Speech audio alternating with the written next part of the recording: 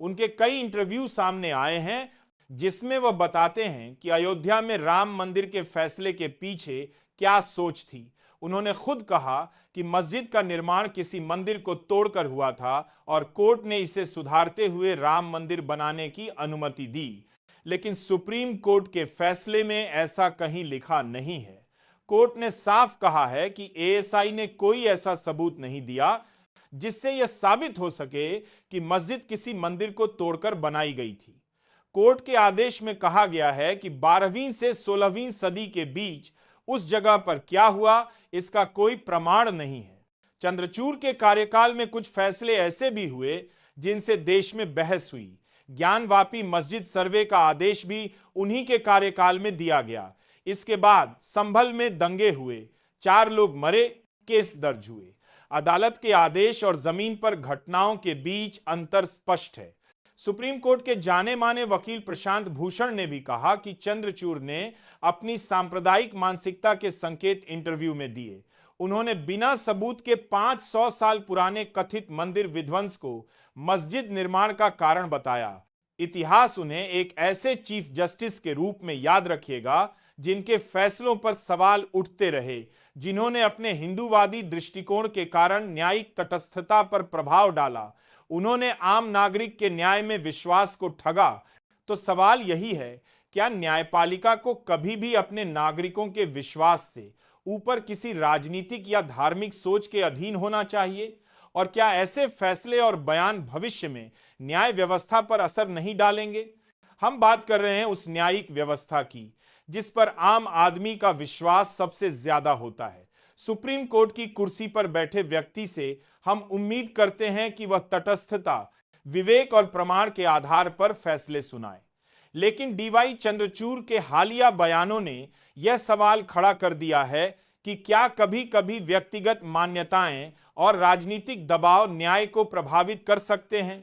उनके अनुसार अयोध्या विवाद में फैसले के पीछे एक ऐतिहासिक भूल सुधारने का मकसद था, लेकिन तथ्य यह है कि कोर्ट ने कभी यह नहीं कहा कि बाबरी मस्जिद किसी मंदिर को तोड़कर बनाई गई थी। 12वीं से 16वीं सदी के बीच उस स्थल पर क्या हुआ इसका कोई स्पष्ट प्रमाण नहीं है।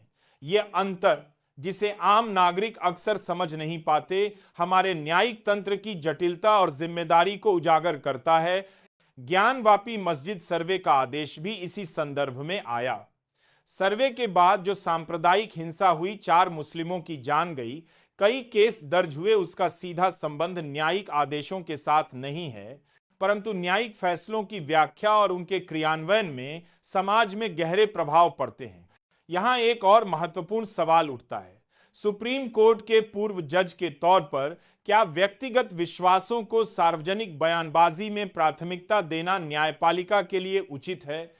डीवाई चंद्रचूड़ ने कई इंटरव्यू में अपने दृष्टिकोण को स्पष्ट किया, लेकिन इस प्रक्रिया में न्यायपालिका की गरिमा और तटस्थता पर सवाल खड़े हो गए। इतिहास में यह दर्ज होगा कि उनके कार्यकाल और उसके बाद के वक्त में न्यायपालिका की निष्पक्षता पर लगातार सवाल उठते रहे। प्रधानमंत्री के घर जाने, गणेश वंदना और सार्वजनिक तस्वीरें ऐसी घटनाएं जो व्यक्तिगत स्वतंत्रता के दायरे में आती हैं, लेकिन एक चीफ जस्टिस के नजरिए से देखने पर यह नागरिकों के न्याय में विश्वास पर भी असर डालती हैं। हमारी सोच को यह भी समझना होगा कि न्याय और धर्म का क्षेत्र अलग अलग है। कोर्ट के फैसले केवल कानून और साक्ष्य पर आधारित होने चाहिए, न कि किसी धर्म या आस्था पर।